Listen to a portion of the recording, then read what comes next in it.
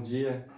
Estamos mais uma vez aqui para a exposição de mais um dos livros, no caso, dois livros, na nossa série Em um Piscar de Olhos.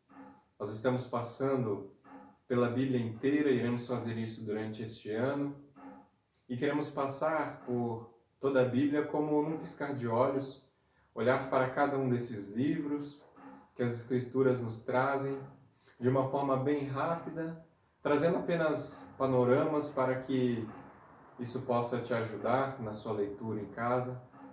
Com isso, queremos que essa passagem rápida te encoraje a ler a Bíblia durante todo este ano, a Bíblia inteira durante este ano, com os aparatos que nós vamos trazer aqui, estamos trazendo a cada um desses encontros, para facilitar o entendimento e para que você seja ainda mais edificado pela palavra do Senhor. Hoje, então, iremos falar sobre o livro de Reis, ou os livros de Reis, como nós iremos ver. Então, primeiro e segundo livro de Reis. E, basicamente, em termos de introdução, nós temos que o livro de Reis é uma continuação do livro de Samuel. Ele vai seguir, então, o relato, aquela narrativa que nós vemos nos livros, ou no livro de Samuel. E aqui, justamente porque eu falei o livro de Reis, no hebraico, então, nós tínhamos um único livro, era o livro de Reis, que, então, na tradução do hebraico para o grego, por uma questão de espaço, então, passando-se do hebraico para o grego, aumentava o tamanho, aumentou-se o tamanho, então foi necessário dividir o livro de Reis em dois livros, assim como também foi feito com o livro de Samuel, por conta de espaço. E aí, então, temos na nossa tradução, primeiro e segundo livro de Reis.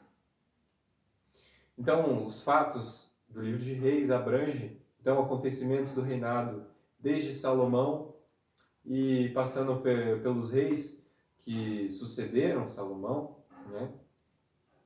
E basicamente a narrativa trata da origem do conflito interno de Israel, Trata da origem do conflito ali no povo de Deus e que vai explicar como que se chegou a um estado de exílio, o que aconteceu de errado, o que o povo fez de errado para eles chegarem a um estado de exílio, a um estado de serem dominados por outros povos e serem levados cativos.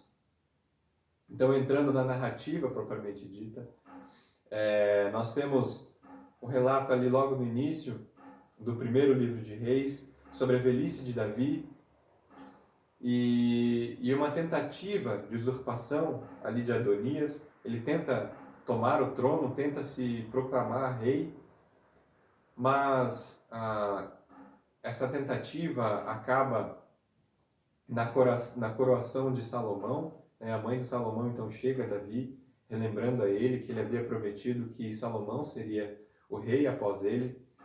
E assim então Salomão é coroado rei, Davi cumpre com aquilo que ele havia falado e passa então o trono, passa a coroa então para Salomão. E aí nós temos que o relato traz Salomão iniciando o seu reinado em obediência. Ele inicia o seu reinado agradando a Deus, mas nós temos também que logo em seguida, e já também nos anos iniciais, ali logo no começo do seu reinado, ele começa a fazer coisas erradas, coisas que não agradam ao Senhor, e vai uma caminhada ali de, ao mesmo tempo, agradar ao Senhor, fazer coisas agradáveis ao Senhor, mas ao mesmo tempo também indo cada vez mais num caminho de desobediências que traria problemas tanto ao seu reinado quanto a todo o povo. Salomão, então, é visitado por Deus, em que Deus lhe pergunta, né, lhe pede algo, lhe pergunta o que Salomão quer de Deus, né? E Salomão, então, responde que ele quer um coração compreensivo, né, para julgar o povo e discernir entre o bem e o mal, né? Esse pedido, então, muito agradou a Deus, porque ele não pediu riquezas, não pediu longevidade de vida, e o Senhor se agradou desse pedido, então resolve conceder justamente isso que ele queria. E ainda o Senhor lhe prometeu mais, ele prometeu também longevidade, né, de vida na terra, desde que ele obedecesse ao Senhor, andasse no caminho do Senhor.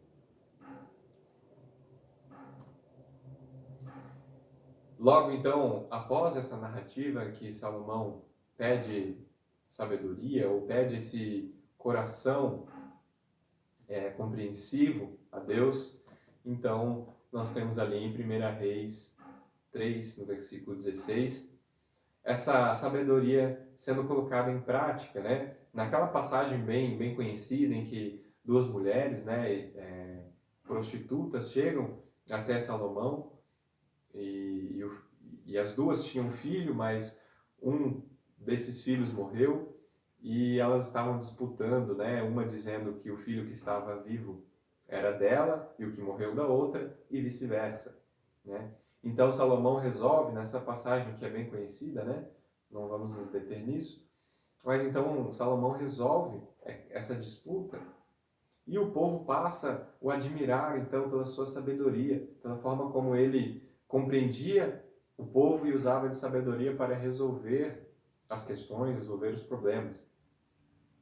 E de fato esse trecho mostra não apenas a sabedoria de Salomão, mas mostra o coração compreensivo que ele pediu a Deus. Porque ali ele aplica a justiça, ele aplica a sua sabedoria em favor de pessoas que eram desprezadas. Então nós temos ali duas mulheres prostitutas, né, como o texto vai trazer a gente, você pode ler com mais atenção se você estiver acompanhando aí em casa com a sua Bíblia. E ele aplica a justiça não olhando para quem elas eram, o que elas faziam, mas da maneira correta que a justiça deveria ser aplicada. Em seguida, então, nós vemos o relato bíblico trazendo que Salomão se destaca também com a sua sabedoria artística e científica. Nós temos ali o relato, né, em 1 Reis 4, do 29 ao 34, você pode ler com mais atenção. E nós vamos ver que, trazendo que Salomão escreve diversos provérbios, Salomão escreve diversas canções também, mais de 1000, né? Cada um dos provérbios e as canções são mais de 1000, o relato bíblico vai trazer. E também vai dizer que Salomão tinha um discernimento e um conhecimento imensurável e que ele catalogava, né, descrevia as plantas e os animais, enfim. Então nós vemos um conhecimento artístico e científico de Salomão. Nós vemos, né, por que isso está destacado ali, porque eu queria trazer esse destaque também.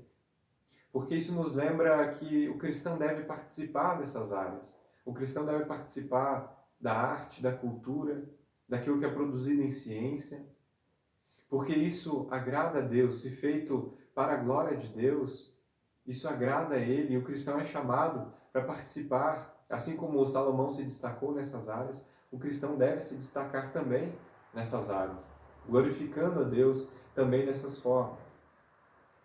Nós temos mais adiante, ali no capítulo 10, que tudo isso, não apenas essas áreas de sabedoria de Salomão, mas aquilo que ele começa a fazer no seu reino, ele restaura o templo, ele traz a glória ao seu reinado, e isso tudo impressiona a rainha de Sabá, ou seja, isso impressiona os outros povos.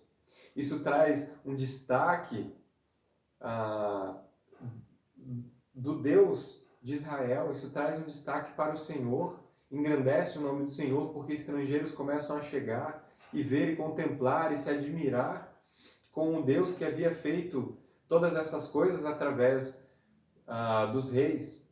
Né? E nós temos o exemplo ali da rainha de Sabá, que fica impressionada com o reino de Salomão. Então nós temos ali no capítulo 6, Salomão edificando o templo do Senhor. No entanto, logo nós vemos que Salomão também ele impõe trabalhos pesados aos povos que haviam sido dominados. Né? O texto deixa claro que ele não impõe esses trabalhos pesados aos hebreus, né? Ao seu povo, mas os outros povos que haviam ali sido dominados, então, ficam debaixo de trabalhos pesados, de um jugo pesado. Isso a gente vê ali no capítulo 9. E nós continuamos vendo os pecados de Salomão ali no capítulo 11, que ele se torna idólatra. Nós vemos que praticamente a primeira coisa que ele faz no seu reinado é se casar com uma estrangeira. E nós temos na lei do Senhor que os israelitas não deveriam se casar com estrangeiras, né? E com isso ele não se casa apenas com uma, mas ele se casa com diversas mulheres, chegando em torno de 1000 mulheres. E ele dá espaço para que essas suas esposas cultuassem os deuses delas, os deuses dos seus povos, os deuses pagãos. E era justamente por isso que não deveriam se casar com estrangeiros, para que eles não assumissem a religião e a adoração daqueles povos. Mas Salomão se entrega então a essa idolatria. Tudo isso suscita a ira do Senhor, e então o Senhor promete que entregaria o reino a Jeroboão. E já ali o Senhor prediz a divisão do reino de Israel em dois. Né? Então nós vamos ver que com a morte de Salomão, o filho dele, Roboão, assume, né? E ele vai, logo no começo também de seu reinado, o povo chega diante dele, falando que Salomão havia imposto trabalhos pesados sobre eles e que ele fizesse diferente. Mas Roboão, então, vai se consultar primeiro com os anciões. Os anciões falam para ele não seguir o caminho de colocar trabalho pesado sobre o povo, mas ele despreza o conselho dos anciões e vai então buscar conselho daqueles que ele conhecia, os jovens, que já eram amigos dele, já eram conhecidos dele, desprezando então a sabedoria que era valorizada naqueles tempos, né? Em primeiro lugar, os anciões. E ele vai então atrás daquilo que era considerado loucura, que era a sabedoria dos jovens. E os jovens falam então para ele adicionar um trabalho ainda mais pesado sobre o povo. E assim ele faz, ele decide governar com ainda mais severidade que o seu pai Salomão. Com isso, o povo se rebela e o reino se divide em dois. Ficando então Roboão, rei sobre Judá, né? Contemplando ali as tribos de Judá e de Benjamim, ao sul, né? Mais ao sul do território. E Jeroboão, então, passa a reinar, né? O povo passa a seguir a Jeroboão, se rebelando. Então, e Jeroboão reina sobre o que vai ser chamado de o reino de Israel, né? Que mais para frente nós iremos ver que vai se tornar o reino de Samaria, né? Será o povo de Samaria. Então nós temos aqui um cisma, né? Uma divisão do povo em reino de Judá, ao sul, e temos então o reino de Israel mais ao norte, né? Inicialmente, então, Roboão reinando sobre Judá e Jeroboão reinando sobre o reino de Israel. Tá? No entanto, nós temos que Jeroboão, reinando sobre Israel, ele foi idólatra. Ele caiu na idolatria. A partir daí, então, nós vemos uma sucessão de reis maus. Logo, quando fala de cada um desses reis, a Bíblia vai trazer que eles fizeram o que era mal ao Senhor. E isso acontece tanto em Judá quanto em Israel. né? Então, nos dois reinos que foram divididos, tanto Judá quanto Israel, nós temos uma sucessão de reis tirânicos, reis que fazem aquilo que é mal ao Senhor, com algumas poucas exceções ali em Judá. E é interessante que quando nós vemos falar dos reis maus, né, geralmente a Bíblia traz, você pode conferir, geralmente trazendo que os maus fizeram conforme Jeroboão, seguiram no caminho de Jeroboão, que era o caminho de idolatria, o caminho de maldade. E geralmente quando tem os reis que fizeram o que era bom aos olhos do Senhor, geralmente vai falar que seguiram aquilo que Davi fazia, né? Seguiram conforme, conforme Davi reinava. Né? Então vai trazer sempre essa referência dos que fizeram o que era mal em relação a Jeroboão e dos que fizeram o que era bom diante de Deus em relação a Davi, sempre voltando a Davi. Então aqui nós temos uma tabela, né, cronológica sobre os reis e profetas nos reinos, né, de Judá e de Israel. Talvez fique a imagem um pouco pequena aí para você, né, assistindo, mas essa imagem estará, né, no momento em que você está assistindo essa aula, essa imagem estará no grupo, né, da igreja, está ali no grupo da nossa comunidade. Você pode, de repente, pegar no seu celular e abrir essa imagem, deixar ela maior ali para você ir acompanhando.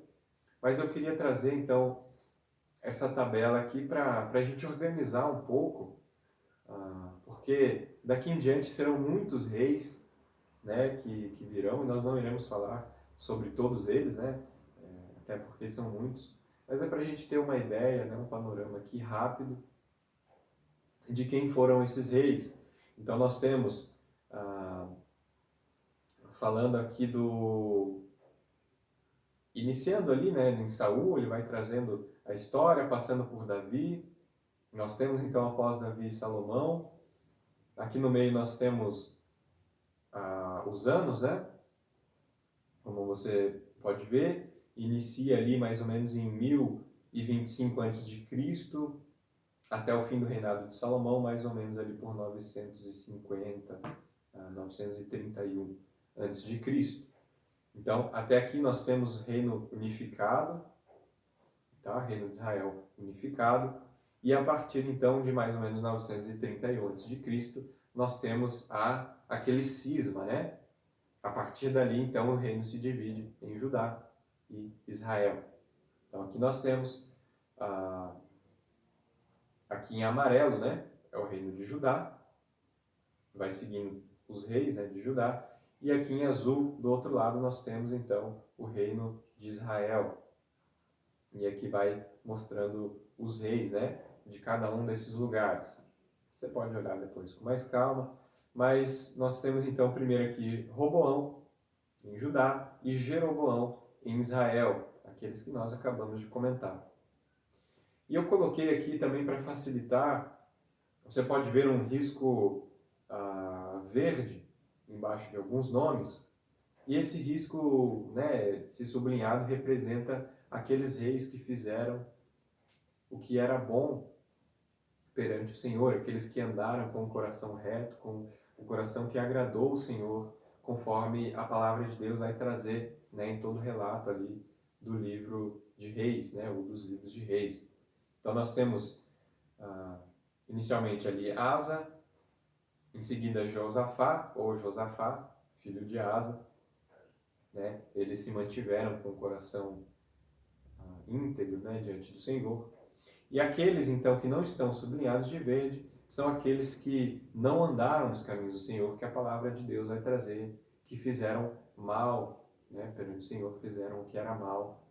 Alguns estão ali numa atitude mais cinzenta, que fizeram coisas boas, mas também foram idólatras, ou que fizeram coisas boas inicialmente, mas chegaram a pecar. Mas esses de verde são principalmente os que a Bíblia traz, que fizeram o que era bom perante o Senhor. Né? Então, essa é a primeira parte da tabela. Em seguida, nós temos a continuação dela, né? Como você pode ver. Logo após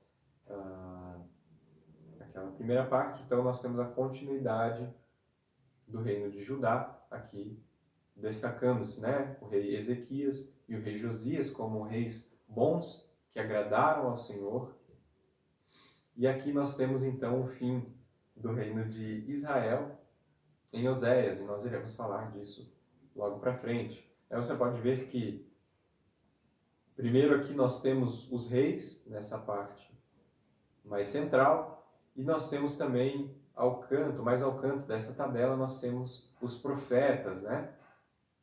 Que estavam, que tinham ministério nessas épocas correspondentes.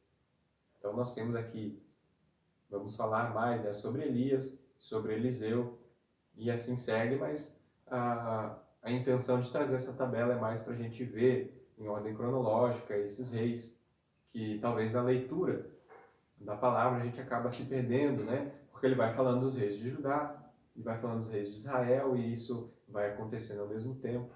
Então você pode, na sua leitura, né, do livro de 1º e 2º Reis, você pode usar essa tabela que vai estar disponível para você no nosso grupo, para te ajudar, né, para organizar um pouco. E assim, então, nós seguimos, né? Voltando sobre a narrativa. Então, nós temos Acabe, né, depois sendo destacado como um rei que fez aquilo que era mal ao Senhor. Mas não apenas o rei que fez mal, mas o rei que fez muito mal. Né? A palavra vai trazer que ele fez pior ainda do que os seus antecessores. Né? Então, voltando na nossa tabela ali, nós temos aqui Acabe, né? Então, em cerca ali de 875 a 850, mais ou menos, antes de Cristo, nós temos aqui o reinado de Acabe, né? Então, como eu falei, nós não vamos falar sobre cada um dos reis. Então, passando um pouco adiante, nós temos o rei Acabe, né? Reinando ali sobre Israel, então. E a palavra vai nos dizer, então, que ele faz muito errado, né? Diante do Senhor. Ele se casa, então, com Jezabel e se entrega, então, à idolatria, né? Se entrega ao deus Baal ali, o deus pagão, né? Daquele povo, né? Seguindo aquilo que era, aquilo que acreditava e fazia, então, a sua esposa Jezabel. E nós vamos ver uma série de pecados, uma série de coisas erradas que Acabe faz, que Jezabel também faz, né? E você pode, então, se deter depois na leitura. Nessa época, então, de Acabe, o profeta Elias pregava contra a idolatria de Israel.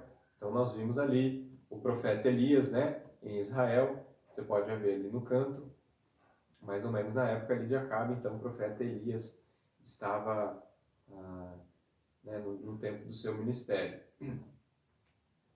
E aí, então, nós temos, né, chegando ao fim do primeiro livro de Reis, nós temos no capítulo 22, então, o capítulo final, a morte de Acabe, né? Conforme Elias havia profetizado que ele morreria, né, que viria então o juízo do Senhor sobre ele.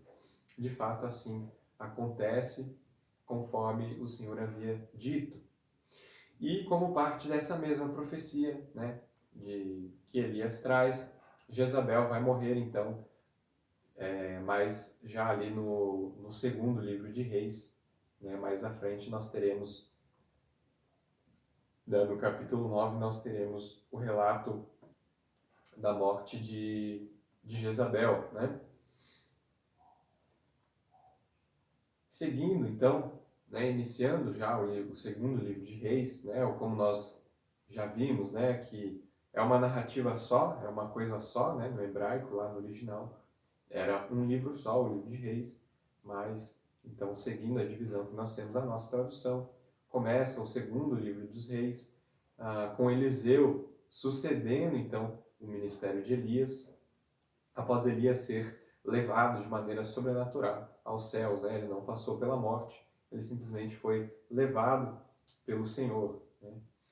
E nós vemos então em seguida Eliseu operando diversos milagres, né? Diversas maravilhas ali, análogas àquilo que Elias fez, né? Então nós temos, a gente não vai se deter, obviamente, né? Aquilo que Elias fez, mas como alguns exemplos nós temos que Eliseu então segue os passos de Elias operando milagres no sentido de quando nós temos a multiplicação do azeite de uma viúva, né, com seu filho, tanto Elias quanto Eliseu, né, depois opera um milagre nesse sentido, né, dessa mesma forma. Também, então, assim como Elias, Eliseu foi reconhecido por uma mulher como verdadeiro homem de Deus. E ainda temos que tanto Elias quanto Eliseu ressuscitaram o filho de uma mulher. Nós temos esses paralelos, né, para mostrar que, de fato, Eliseu sucede Elias, tendo aquele mesmo ministério, né, operando maravilhas análogas de Elias, então confirmando o ministério profético de Eliseu, confirmando que o Senhor estava com Eliseu, assim como ele foi com Elias, né? É interessante ver esses paralelos, depois você confere, né, com mais calma no relato bíblico.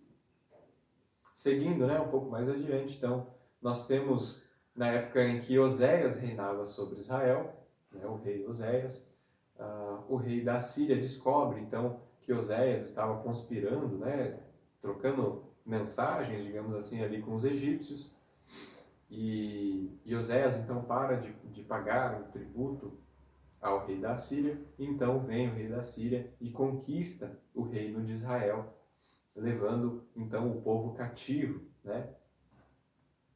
Então, para a gente retomar ali, né, entender o que acontece, nós estamos aqui no reinado de Oséias, que é o último rei de Israel, quando a Síria então domina o reino, né, de Israel, e temos então a queda de Samaria ali em 722 a.C., né? E aí nós vamos ver então por que acontece isso, né? Por que o povo é levado cativo, por que cai o reino de Israel. E nós temos ali em 2 Reis 17, né, no capítulo 17, a partir do versículo 7 ao 9, nós iremos ler. Então tudo isso aconteceu porque os israelitas haviam pecado contra o Senhor seu Deus, que os tirara do Egito de sob o poder de Faraó, rei do Egito. Eles prestaram culto a outros deuses e seguiram os costumes das nações que o Senhor havia expulsado de diante deles, bem como os costumes que os reis de Israel haviam introduzido, costumes errados, né? Os israelitas então praticaram o mal secretamente contra o Senhor seu Deus. Desde torres de sentinela até cidades fortificadas, eles mesmos construíram altares idólatras em todas as suas cidades. Ali então, versículo 13 e 14, o Senhor advertiu Israel e Judá por meio de todos os seus profetas e videntes. Desviem-se de seus maus caminhos, obedeçam às minhas ordenanças e aos meus decretos, de acordo com toda a lei que ordenei a seus antepassados que obedecessem e que lhes entreguei por meio de meus servos, os profetas. Mas eles não quiseram ouvir e foram obstinados como seus antepassados, que não confiaram no Senhor, seu Deus.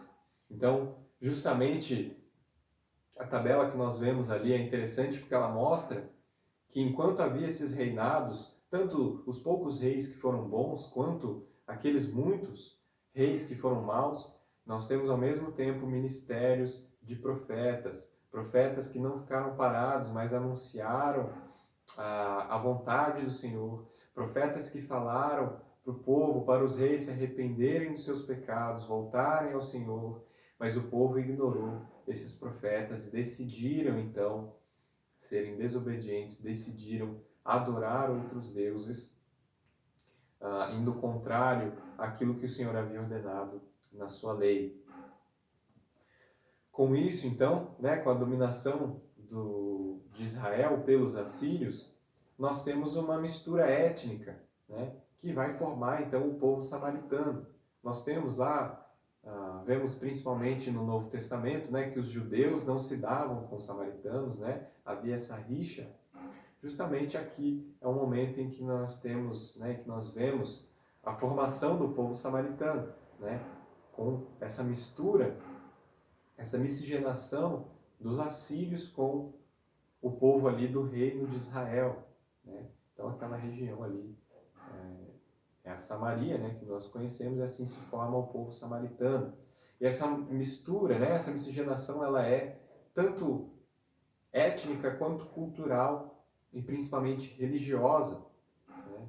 Então, o povo de Israel continua, né, ou enfim, né, o povo de Israel misturado ali com os assírios, continuam adorando ao Deus verdadeiro, Deus de Abraão, mas eles também assimilam os deuses pagãos dos assírios, criando então ali uma espécie de religião sincrética, né? Um sincretismo em que muitas coisas estão misturadas ali, e aí você perde a essência então da religião judaica, né? E mistura com diversos ritos, né? Diversas coisas pagãs. Essa é a formação então do povo samaritano. Nós temos então, como nós vimos ali, que o reino de Israel caiu, mas o reino de Judá permaneceu de pé. Mas isso também não durou tanto tempo. Nós temos ali então, segundo Reis 17, no 18 e 19, dizendo: então o Senhor indignou-se muito contra Israel e os expulsou de sua presença. Então, falando do exílio. Só a tribo de Judá escapou, mas nem ela obedeceu aos mandamentos do Senhor seu Deus. Seguiram os costumes que Israel havia introduzido. Então, Israel é levado cativo pelos seus costumes errados. Judá permanece, mas Judá também comete os mesmos erros de Israel, seguindo outros deuses, seguindo a idolatria. Nós iremos ver o que vai acontecer mais para frente. Então, esse capítulo 22, ali do segundo livro de Reis, relata o reinado de Josias, que foi temente ao Senhor, né? Nós temos marcado lá naquela tabela que ele andou segundo o coração de Deus, e ele fez aquilo que era agradável a Deus. Ele restaurou o templo, e nessa restauração do templo encontra-se o livro da lei, né? O livro da lei do Senhor ali, perdido entre os escombros, né? Entre aquele momento de reforma do templo, se encontra o livro da lei. Esse livro da lei que deveria estar junto com o rei que estivesse reinando sobre o povo de Deus, deveria ter o livro da lei com ele a todo tempo. Ele deveria meditar sobre esse livro todos os dias. Estava perdido. Ele foi encontrado ali por acaso, obviamente, que era da vontade do Senhor que isso acontecesse, mas o povo não esperava. Isso mostra que a lei estava sendo desprezada antes do reinado de Josias. E então, ao encontrar o livro da lei, Josias clama ao Senhor, pedindo misericórdia, né? Ele rasga suas vestes, veste-se de panos de saco, pede misericórdia ao Senhor, porque eles estavam fazendo tudo errado, né? Os reis que haviam vindo antes, né, de Josias, haviam feito tudo errado, né, com algumas exceções que nós podemos ver naquela tabela. E então Josias clama por essa misericórdia e o Senhor responde, então, dizendo que não iria trazer juízo sobre o povo enquanto Josias fosse rei, né? Então o Senhor age de misericórdia, atrasando então o juízo, né, a condenação que viria sobre agora o reino de Judá, que ainda estava de pé. E então nós vemos, né, na narrativa que Josias renova a aliança do povo com Deus, ali no capítulo 23, e nós iremos ler então do 1 ao 3. Então o rei convocou todas as autoridades de Judá e de Jerusalém, né? Depois o rei subiu ao templo do Senhor acompanhado por todos os homens de Judá, todo o povo de Jerusalém, os sacerdotes e os profetas, todo o povo, dos mais simples aos mais importantes. Para todos, o rei leu em voz alta todas as palavras do livro da aliança, que havia sido encontrado no templo do Senhor. O rei colocou-se à coluna real e, na presença do Senhor, fez uma aliança, comprometendo-se a seguir o Senhor e obedecer de todo o coração, de toda a alma, aos seus mandamentos, seus preceitos e seus decretos, confirmando assim as palavras da aliança escritas naquele livro. Então todo o povo se comprometeu com a aliança. Por isso é importante o que nós estamos trazendo, né, em referência aos reis, né, porque se um rei se coloca a fazer aquilo que é mal ao Senhor, toda a nação faz o que é mal ao Senhor. E se um rei se coloca, então, reafirmando a aliança com Deus, fazendo aquilo que é bom, o povo segue, se compromete com essa mesma aliança. E há, então, paz durante esse tempo, há o Senhor sendo misericordioso, não trazendo juízo sobre o povo, pois o povo, então, estava vivendo de acordo com a vontade do Senhor. Mas a narrativa segue, então, trazendo a morte de Josias, né? O tempo passa e ele morre, e os reis que o sucederam não andaram nos caminhos do Senhor. Os reis que seguiram, né, que sucederam Josias, abandonaram e foram novamente idólatras, fizeram aquilo que era mal perante o Senhor. E então, no último rei do reino de Judá, né, nós temos ali Zedequias, né, como rei de Judá. Acontece que Nabucodonosor, então, faz um sítio, né, ele sitia a cidade, né, sitia o reino de Judá e conquista, então, o reino de Judá, destruindo o templo e levando o povo cativo. Né? Então, aquele juízo que já havia sido predito, né, que o Senhor já havia falado que viria, então, agora ele vem no reino de Zedequias. Concluindo, então, né, nós passamos rapidamente, como num piscar de olhos, por toda a narrativa ali de 1º e 2º Reis. A intenção é que isso possa te ajudar a entender, que você possa pegar e utilizar dessa tabela que foi disponibilizada para você, que você possa usar ela para organizar a sua leitura, você vê quando fala de cada um dos reis, que você possa identificar ali a ordem cronológica, você possa identificar os profetas que estavam na ativa, né, digamos assim, e você possa entender então que esses profetas também clamavam e o povo continua fazendo errado, os reis continuam fazendo errado, e que isso possa te motivar, né, esses aparatos aqui possam te motivar a ler a Bíblia toda durante esse ano, né, acompanhar esses livros, né, juntamente com a gente. É claro que não esperamos que você vença toda a leitura de forma rápida, né, como nós passamos aqui rapidamente, mas que isso possa te ajudar e você possa voltar nesse vídeo em outro momento, enquanto estiver fazendo a sua leitura. Nós vamos então para a conclusão, né, o que nós podemos concluir aqui do livro de Reis, ou dos livros de Reis.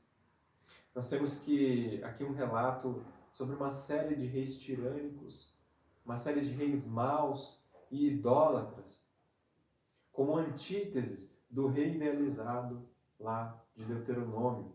Então nós temos os reis aqui apresentando o completo oposto do que é o rei ideal que Deus traz, né, que Deus revela lá em Deuteronômio 17.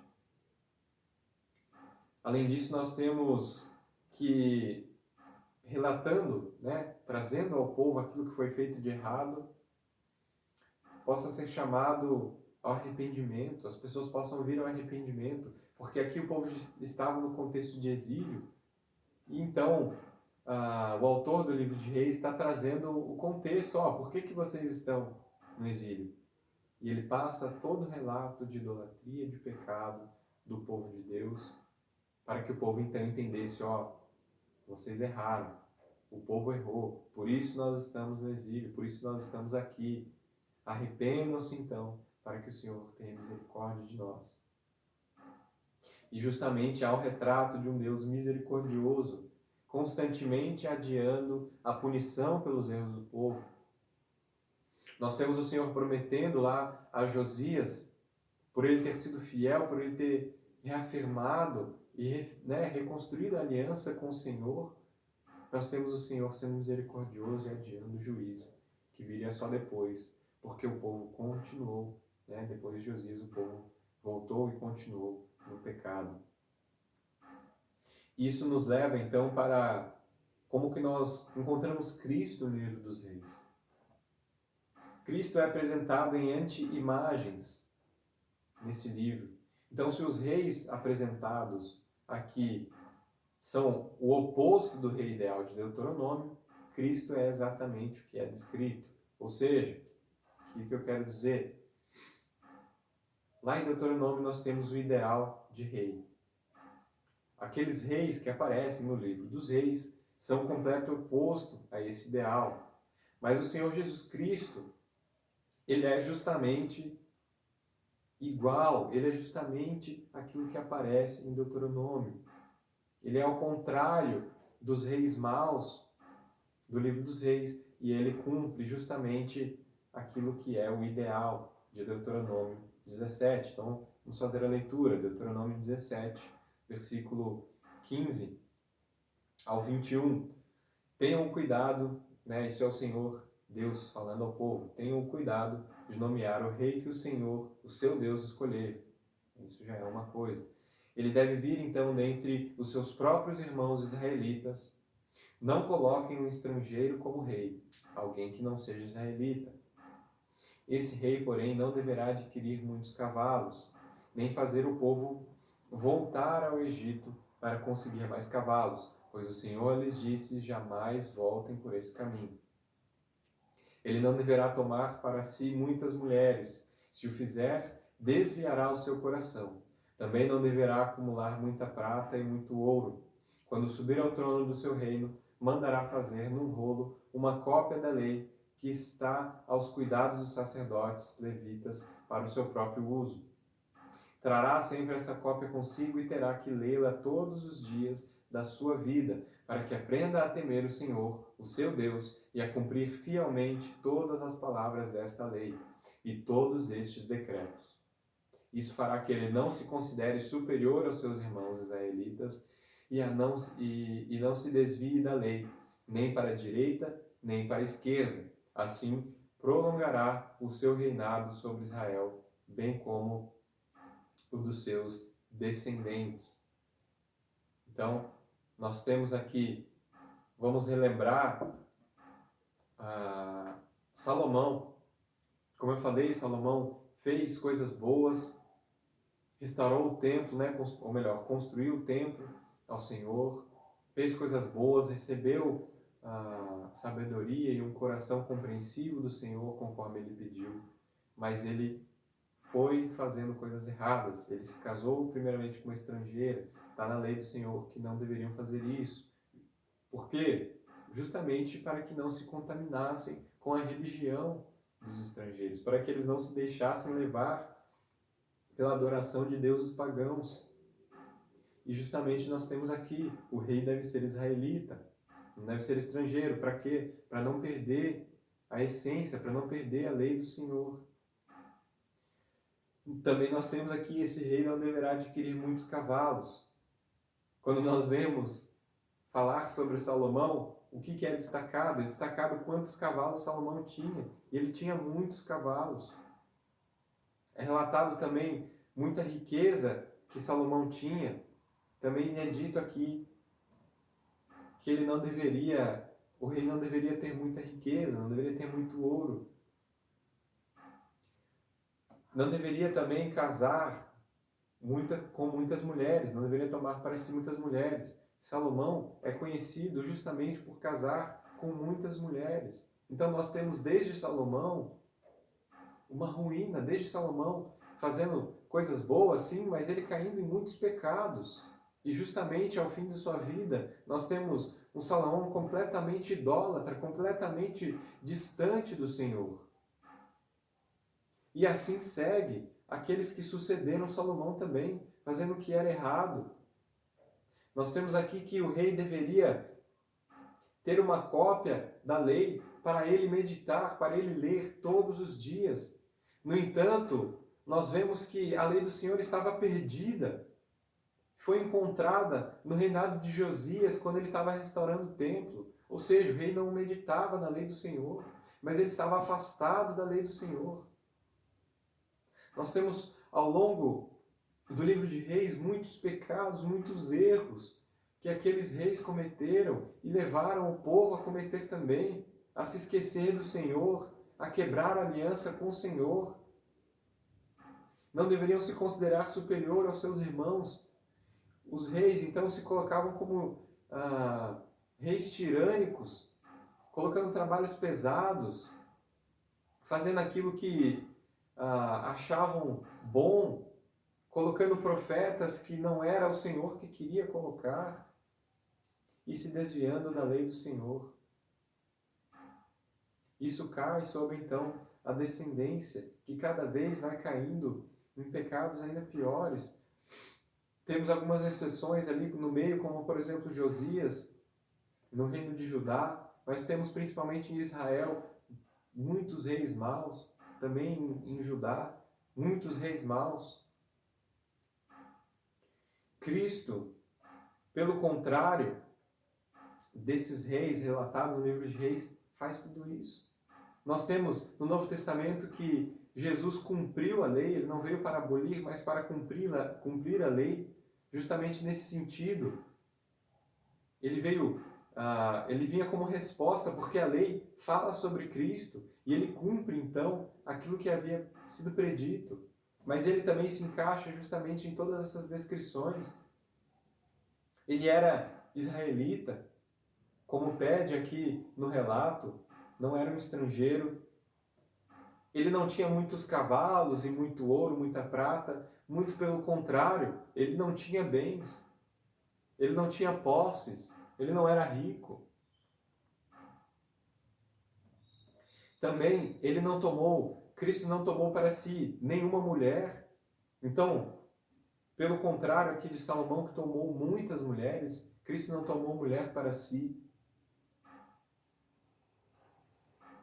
Cristo se mantinha justamente meditando na lei, ele falava sobre a lei, pregava sobre a lei, cumprindo a lei, fazendo aquilo que o Senhor Deus havia lhe ordenado, porque ele fala em diversas vezes que ele fazia a vontade do seu Pai, diferente dos reis aqui do livro de Reis que faziam o que queriam, esqueceram da lei. Cristo cumpriu tudo aquilo que o Pai lhe ordenou, ele fazia aquilo que era a vontade do seu Pai, mesmo sendo ele, Cristo, contrariado, mas cumprindo aquilo que o Senhor Deus, Pai, ordenou a ele.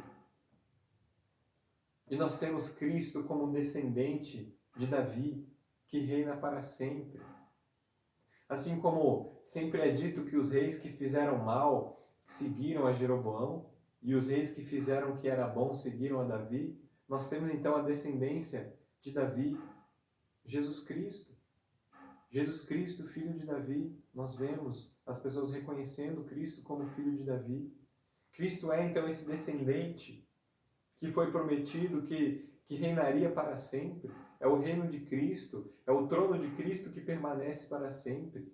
E ele veio iniciar esse reino, ele veio trazer esse reino com a sua primeira vinda, e já foi inaugurado esse reino, mas esse reino se cumprirá e permanecerá para sempre quando ele voltar. Quando ele virá então para julgar as nações, como rei que virá sentar então e reinar sobre todo o povo. E então temos esse reinado, esse reino de Cristo para sempre. Nós possamos então ver Cristo aqui no livro de Reis mais como um espelho ao contrário, ou seja, um espelho que mostra todos esses reis aqui que fizeram mal diante do Senhor. Isso aqui é completamente ao oposto do que é Jesus Cristo. Toda a maldade, idolatria desse povo é o oposto daquilo que é o Senhor, o verdadeiro rei. sobre o seu povo, sobre os hebreus e sobre toda a sua igreja. Nós possamos, então, diante disso, ser chamados ao arrependimento nas nossas práticas erradas, possamos nos dobrar diante de Cristo, reconhecendo o seu senhorio e o seu reinado sobre nós. Vamos orar. Senhor, nos abençoa, Pai. Que nós possamos ser chamados, Senhor, ao arrependimento, porque somos pecadores. Possamos sempre lembrar, Pai, de ter a Sua lei conosco, Pai, de ter a Tua palavra conosco. Possamos sempre lembrar, Senhor, de fazer a Tua vontade. Que nós não sejamos, Pai, não pensemos, Pai, que temos qualquer nível de independência, porque somos totalmente dependentes de Ti, Pai. Se tentamos viver sem o Senhor, caímos no pecado, caímos na maldade, reflexo daquilo que fez os nossos primeiros pais, tentando ser independentes, tentando fazer aquilo que era contrário à sua ordem, desobedecendo. Vivemos para nós mesmos, Senhor, e vivemos na desgraça. Pai. Que possamos fazer o oposto do que é relatado, Senhor, em grande parte do livro dos Reis, e que assim sejamos, Pai, mais parecidos com Cristo, sejamos mais parecidos, Senhor, com a bondade, a humildade do Senhor Jesus Cristo. Possamos ser constrangidos, Senhor, pelo amor e pela misericórdia a todo tempo. Possamos, Senhor, viver essa vida diante do Senhor, reconhecendo, Pai, que Tu és o nosso Deus e somente a Ti nós devemos adorar. É em nome do Senhor Jesus Cristo que nós oramos. Amém. Deus abençoe a sua semana, Deus abençoe este dia.